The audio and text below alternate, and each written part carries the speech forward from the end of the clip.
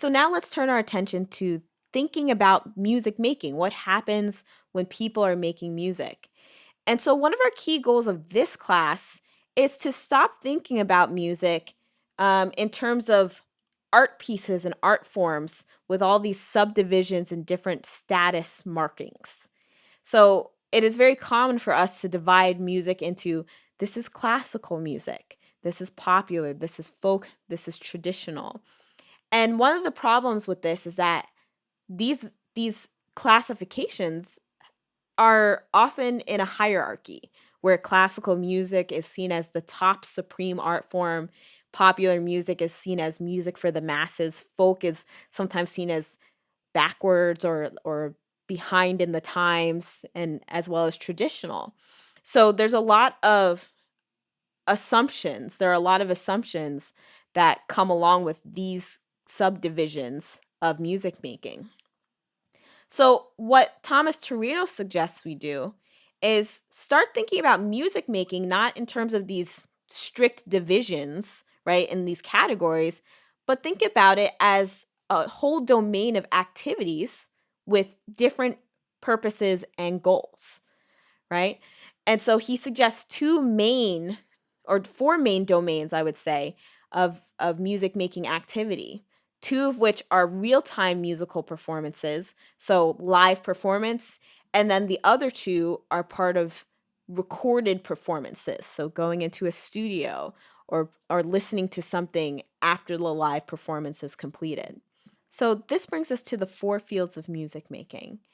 And these four fields here, participatory, presentational, studio audio art, high fidelity, they represent the various reasons why individuals and groups make music the way they do and make the particular kind of music they do.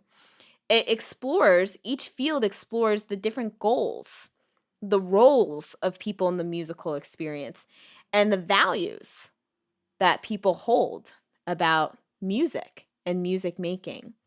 Again, we're trying to move away from these status-based understandings of music, of of classical music being this high elite art form and popular music being this mass culture art form.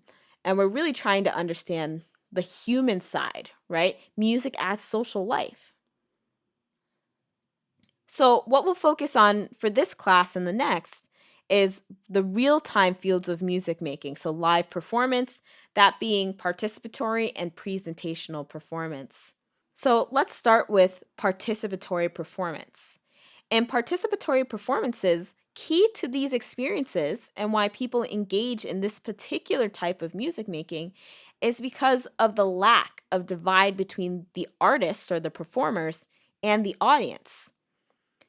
Generally, the performers who are engaged want to try and encourage more performers to join in. So they don't really see an artist audience divide like you would see in a concert hall.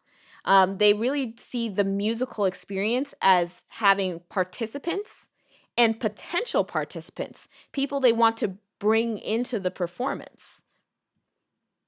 So, key to a participatory experience is to have different roles that enable people with various skill levels to join in and enjoy the activity, right? There's different roles of engagement. So, somebody who's never played a musical instrument could at least come in and clap or dance along. But someone who maybe has played music for 20 years could also fit within that sound and that music making experience and not be bored, right? Because they're stuck playing basic music. Participatory music creates a format that allows different roles and different musical experiences to coexist. And key to a participatory performance and music making experience is that the value of this performance by the participants is that people participated, right? It's not so much about the quality where all the correct notes played, or were the performers at their top peak, right, of their careers. It's about how many people joined in, how many people played with you, danced with you, clapped with you. So it's about quality. Sorry, it's about quantity, not quality.